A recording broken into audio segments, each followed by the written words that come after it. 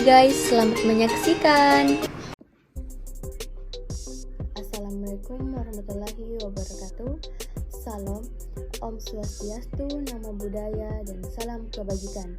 Perkenalkan, nama saya Naila Salsabila S dari Prodi Pendidikan Pancasila dan Kewarganegaraan Universitas Negeri Makassar. Di sini saya akan menjelaskan tentang analisis apakah negara Indonesia termasuk dalam kategori negara hukum klasik atau negara hukum modern.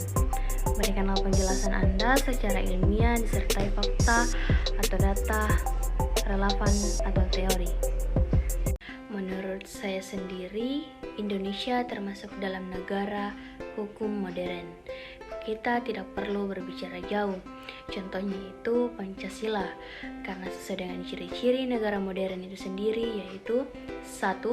Berlakunya asas demokrasi kedaulatan ada di tangan rakyat, dan demokrasi menggunakan sistem dan lembaga perwakilan. 2. Dianutnya paham negara hukum. 3.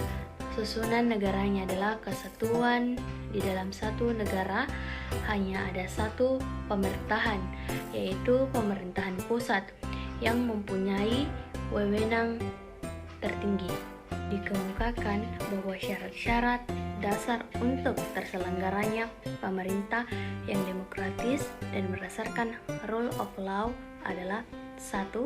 Perlindungan konstitusional, dalam arti bahwa selain menjamin hak-hak individu, harus menentukan pula cara prosedural untuk memperoleh atas hak-hak yang dijamin. 2. Badan kehakiman yang bebas dan tidak memihak. 3. Pemilihan umum yang bebas. 4. Kebebasan untuk menyatakan pendapat. 5. Kebebasan untuk berserikat, berorganisasi dan beroposisi. Dan 6. Berpendidikan kewarganegaraan.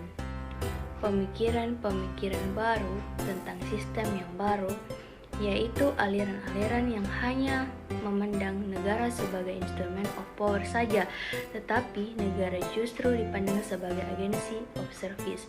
Maka timbullah konsep welfare state, negara kesejahteraan atau kemakmuran.